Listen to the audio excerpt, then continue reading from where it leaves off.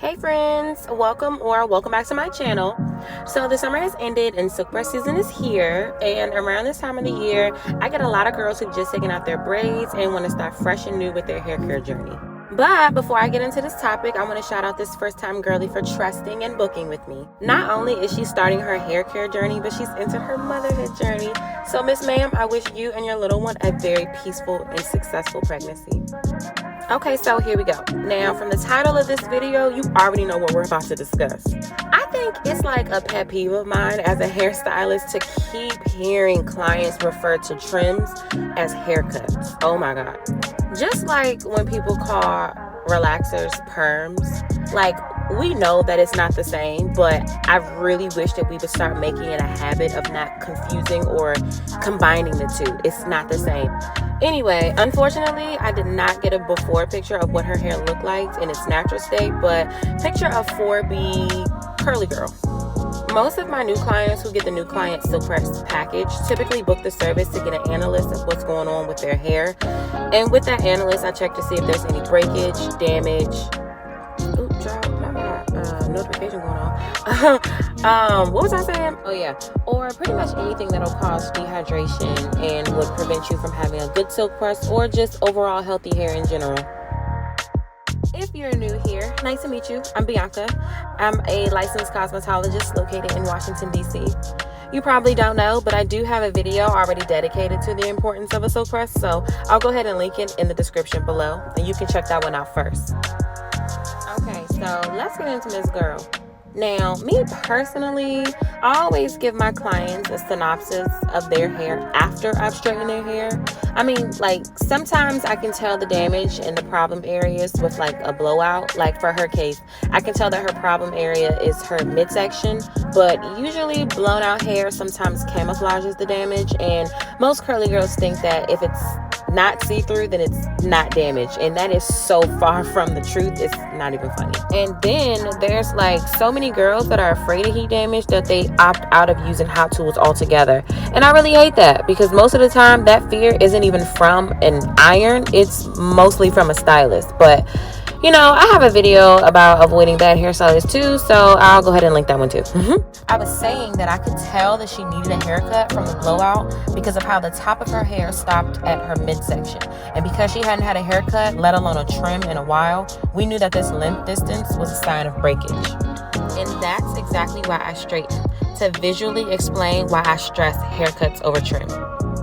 So I zoomed in on this part so that you can see what I see. There's about a good 3 inches of new healthy growth at the top, but just as I suspected, right around the mid shaft, the ends start to fray. Now, if I was to give her a trim and only take off an inch from the bottom, this breakage would still be there. And then when it frizzes, which it will, she's going to fall into the same mindset of thinking that her hair doesn't last when it's pressed, and that's not true. This is the part of the service where I like to show the clients what I see and allow them to make the decision on where they want me to cut. I tell my new clients all the time that I am not the stylist that's going to press you to do anything with your hair, because at the end of the service, you have to like what you see. My job as a professional, especially when it comes to this service, is to educate the client on what's been working, what hasn't been working, and what some alternatives look like, and how to get you closer to your goal. Your goal might not be super long hair, because I know mine isn't. Oh my God. But if it is, I promise, if you're not locked in with a good routine and a good hairstylist, you'll experience more trial and error than accurate results. So yeah, this clip is showing what a trim would look like. Cutting off those see-through ends are so very good, but you can see that that's not enough. Especially you stylists that only like to trim the perimeter. Like, that is so incomplete and so detrimental to the hair. Like, there's so much of the middle that you're missing, and don't do that. While we're here, let's talk about layers. Who has scarred y'all from getting layers? What inexperienced stylist made you believe that following the circumference of your head shape is bad? Who did that? Oh my God, layers can bring shape, texture, fullness. Like, the list can really go on and on. The only time layers aren't necessary is if you ask your stylist for a one length cut. But even then, all of your hair has to reach one length, and in order for it to flourish, it has to be healthy. Anywho, my client decided that she wanted to take it shorter, and since she's pregnant, I said that this was the perfect time to watch her hair grow. She had just taken out some braids and wanted to really learn how to care for her hair. I know everyone's nostalgia brings them back to old school ways like Blue Magic and all that other stuff, but we've evolved so much, and there's so much proof to back up how those ways did more harm than good. Like keeping your hair in braids for an extended period of time. Like, I'm not opposed to braids, but I think some of us get them for months at a time and then back to back to neglect having to deal with our own hair.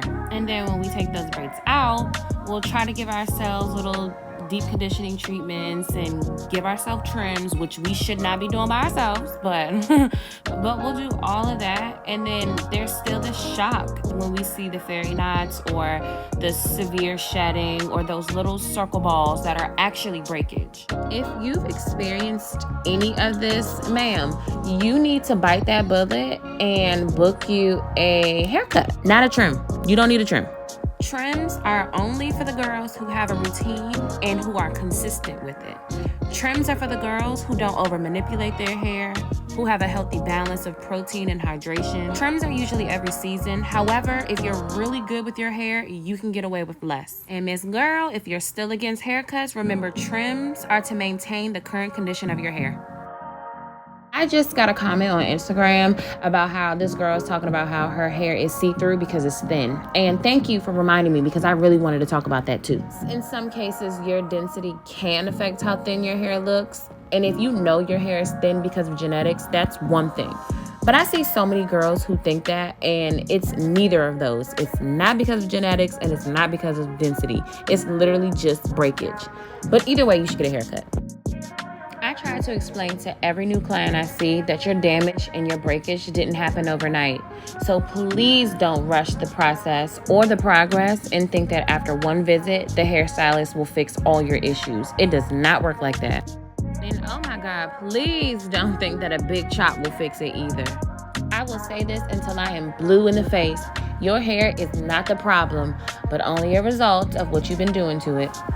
Aside from this video, I'm also editing a client horror story video about a big chop. So look out for that one. But yeah, like I said earlier, my job as a professional is to work with you and help you understand your hair a little better than you did before you sat in my chair.